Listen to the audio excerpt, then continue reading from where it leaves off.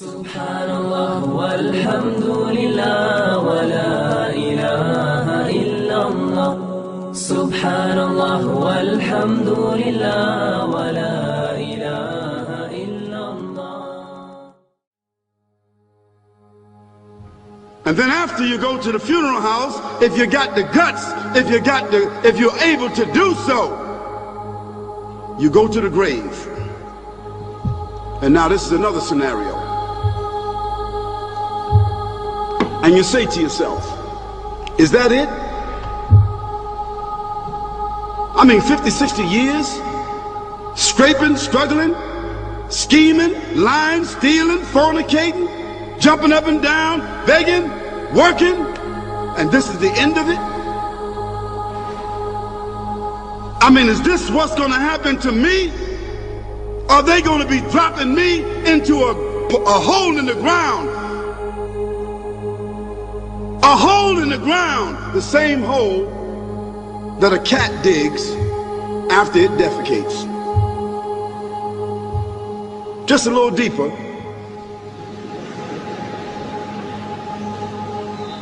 But for the same reason. The cat digs a hole because the cat has dignity. Something that human beings don't seem to have. Instinctively, the cat digs a little hole, covers it up. Humans have got to be taught to do that. But it's for the same reason. So you and I, we're going into a hole a little deeper than the one the cat dug. Because there's a reason for humans to go inside the grave. If the Creator wanted to, He could have caused us to live and then disappear into the atmosphere. But He didn't. He caused us to go into another womb called the tomb. You started out in the womb of your mother and you wind up in the womb of the earth called the tomb. From the womb to the tomb. This is the whole trip. And this is what you have to think about.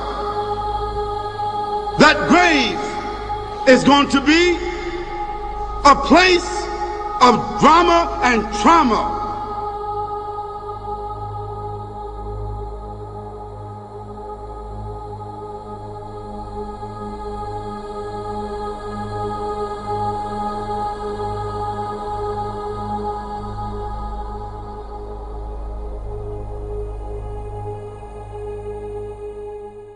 In the grave will be either terrible punishment or a peace and blessing for the believer, the one who is righteous.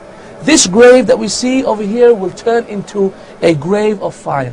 We find, for example, the hadith of Rasulullah sallallahu alaihi wasallam telling us about some of the punishments that people will have in the grave. And so he mentions to us in the authentic hadith once when Rasulullah was actually asleep, and Jibreel alayhi salatu wasalam and Mikail alayhi salatu wasalam, the two angels came to him in the sleep and took him to a place and showed him a couple of people having punishments. One of them was a person who was lying down, and then this angel was tearing, this man was tearing from his side to the back, and then with an iron rod, and then he would start with the next side, and before the next side he would start, the first side would start to get healed again. And he was continuing this until the day of judgment. Who is this, Ya Rasulullah? Who is this, O Jibreel? Who is this, Ya Mikail? In that hadith, they told us that this refers to a person who has been punished in his grave, a person who used to backbite, a person who used to spread namima, a person who used to eat the flesh of his brother, a person who used to forget the sanctity of brotherhood. Such is a person who has been punished in that way. Another person Rasulullah described was a person who was swimming in an ocean of blood. And every time he would try and swim out of it, every time he would be drinking the blood and be vomiting upon himself and still drowning in that blood. And every time he would try and swim out of it, an angel would take a stone and throw a boulder and throw at him, and then it would push him all the way to the middle of that ocean. And what is that punishment? That punishment was the punishment in the grave for a person who takes riba, a person who deals in riba, a person who writes and signs a contract on riba, a person who buys his home on riba. Such is a person that is being described in this hadith, a person who deals in riba. And in the same hadith, Rasulullah said, and I came upon a people who were naked in this cauldron, in this oven, and the fire was burning them from the ground, and they were trying to climb up, but every time they would climb up, they would fall down. Who are these people, Ya Rasulullah? They are the zunat. They are the people who committed zina. And by Allah, we commit zina every day, by either our eyes, or we commit zina with our hands, or we commit zina with our mind, or we commit zina with our bodies.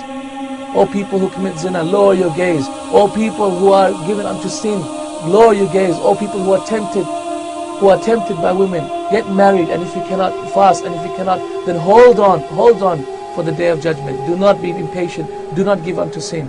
Subhanallah, these are just some of the punishments that Rasulullah told us. And look at this punishment. I just remembered it right now. The punishment was a man would be laid down on the ground, and a big huge boulder like a mountain would be thrown upon his head that would crush his body and crush his whole face.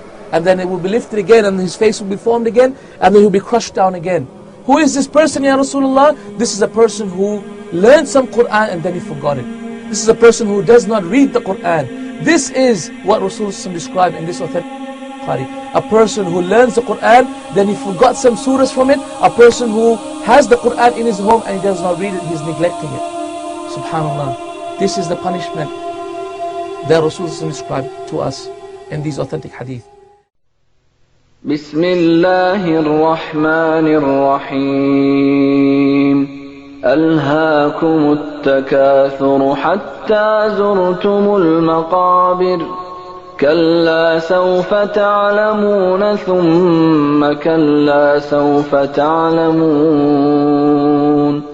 كلا لو تعلمون علم اليقين لترون الجحيم ثم لترونها عين اليقين ثم لتسألن يومئذ عن النعيم.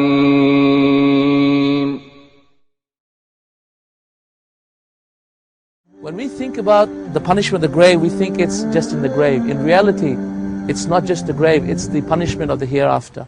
As soon as someone dies, if the punishment is written for him, then the punishment will start. Wherever he is, whether he is buried or not buried, whether he has been lost or not, whether he has been eaten up by a wild animal or he has been burnt up by a fire.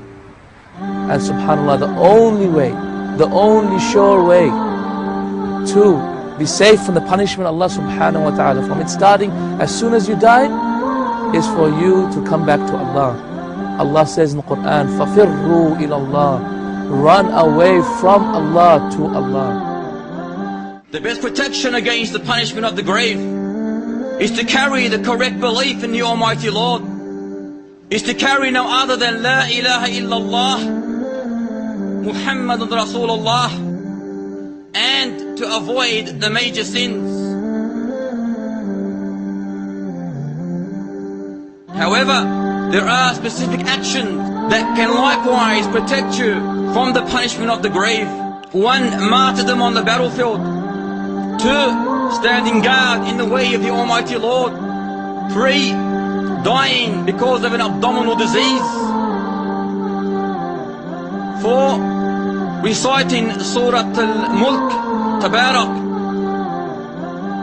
5. Dying on the day or night of Friday.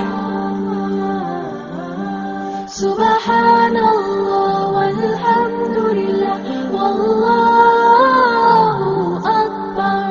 Subhanallah walhamdulillah wallahu akbar. Subhanallah walhamdulillah wallahu akbar. The coffin that cost $5,000. I don't know what did they burn somebody in a $5,000 coffin for? I mean, if I was a funeral director, after they left, I would dig them back up and put them in another box and take that box back.